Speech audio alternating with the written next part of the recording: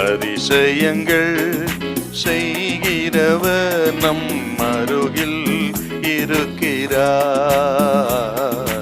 அற்புதங்கள் செய்கிறவர் என்றும் நமக்குள் வசிக்கிறார். 1 நாளாகமம் 29:14 கொஞ்சம் வாசிக்க பார்க்கலாம். இப்படி மனப்பூர்வமாய் கொடுக்கும் திராணி உண்டாவதற்கு நான் எம்மாத்திரம், என் ஜனங்கள் எம்மாத்திரம். எல்லாம் உம்மால் உண்டானது, எல்லாம் உம்மால் உண்டானது. உமது கரத்திலே வாங்கி உமக்கு கொடுத்தோம், உமது கரத்திலிருந்து வாங்கி உமக்கு கொடுத்தோம். பக்தன் தாவீது ஆண்டவருடைய ஆலயத்தை கட்டுவதற்கு ஏராளமான பொன், வெள்ளி, வெண்கலம், இரும்பு போன்ற விலையேற பெற்ற பொருட்கள் எல்லாம் சவதரித்து வைத்து கர்த்தருக்கு கொடுத்தார். மட்டுமல்ல, இஸ்ரவேல் ஜனங்களும் தாராளமாய் கொடுத்தார்கள்.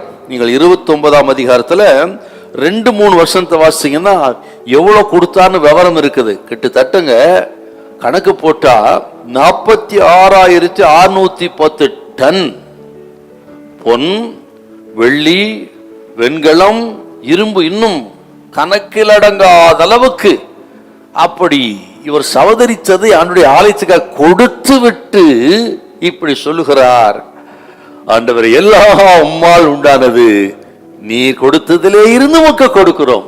என்ன இருதயம் பாருங்க தாவீதுக்கு. என் இருதயத்துக்கு ஏற்ற தாசன் சொன்னாரே பாத்தீங்களா, எல்லாம் உம்மால் உண்டானது கர்த்தார். ஜனங்களும் அப்படித்தான் கொடுத்திருக்கிறார்கள்.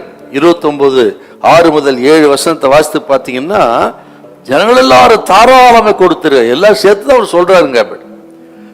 அருமையான கத்திரி பிள்ளைகளே, மனதில் வைக்கணும், நமக்குரியது எல்லாமே கர்த்தர் கொடுத்தது. நமது வேலை, வருமானம், பணம், பொருள், வீடு, வாகனம், அசையின் சொத்து, அசையா சொத்து, எதுவா இருக்கட்டுங்க, எல்லாம் கர்த்தர் நமக்கு கொடுத்தது. அதை முதல்ல நம்ம மனசுல வைக்கணும். நான் சம்பாதித்த, ஆக என்னுடையது, அப்படி இப்படி சொல்றதெல்லாம் நிறுத்திட்டு அது கர்த்தர் கொடுத்தது என்று சொன்னால் நன்றி செலுத்தாம இருக்கவே மாட்டோம். நமது ஆரோக்கியம், சுகம், பலன் எதுவா இருக்கட்டும் எல்லாம் கர்த்தர் கொடு, இப்படி நினைத்தா, விசுவாசித்தா நம்ம தோத்திரம் பண்ணாம இருக்கவே மாட்டோம். இன்னும் சொல்ற முறுமுறுக்க மாட்டோம் நான் சொல்றேன் உங்களுக்கு. ஆகவே தான் சொன்னேன், எல்லா ஆசீர்வாதங்களும் கர்த்தருடைய கரத்திலிருந்து தான் வருகிறது என்பதை நினைத்து நன்றி செலுத்துங்கள். ஆகவே முறுமுறுக்கத்தை நிறுத்திட்டு, எனக்கு அது இல்லை, அது தரல, இது தரல, நிறுத்திட்டு எல்லாவற்றிலும் ஸ்தோத்திர செய்திலே தகன் தோத்திரம் பண்ணுங்க. எல்லாவற்றையும் அதினேது காத்து நேர்த்தியா கொடுத்து குறையில்லாம கத்து நடத்துவார். ஹல்லேலூயா, ஹல்லேலூயா.